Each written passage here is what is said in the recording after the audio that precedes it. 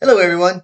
All right, so welcome to the 10th week. So that puts us in double digits as far as the week numbers. So this week, we're going to look at how to actually take the research you've done and properly synthesize it into your research papers and properly give credit to the sources that you got your information from. And we're going to look at quotes, and we're going to look at paraphrasing, and we're going to look at summarizing. So uh, this week, I'm going to look at your outlines. I'm going to look at your annotated bibliographies, and I'm going to give you feedback on those so that you can implement that feedback as you write your first draft, which should be next week. This week, though, you're going to learn how to actually take a quote and give proper credit, which takes two steps. One is a proper in-text citation within the paper, and two is the works cited page. If you don't have both an in-text citation and a properly formatted works cited page, you have not properly credited your sources, and in truth, could be accused of plagiarism. And of course, you know that there are heavy penalties for plagiarism. So you want to make sure you get both those steps right. So this week, you're going to practice those things. There's going to be a reading quiz on the chapter on implementing research, which is chapter 4.6. You're going to also do the implementing research, and there will be handouts and a web link to the University of Arizona.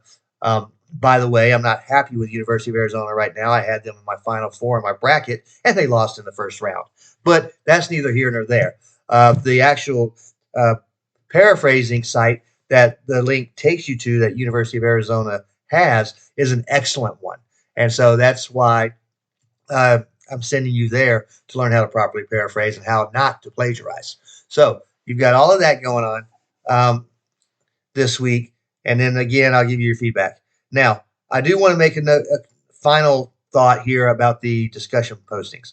I've looked through them, and they are much better this week than what they've been the first 8 weeks. They're more substantial, and they are more like discussions rather than one word or one sentence typed in things.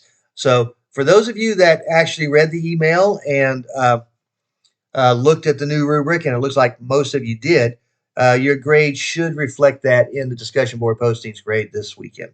Uh, for those of you that have not read that email and are not paying attention to the new rubric, and you're still giving me very, very thin postings and very, very short responses, that grade is going to be reflected in your effort there as well.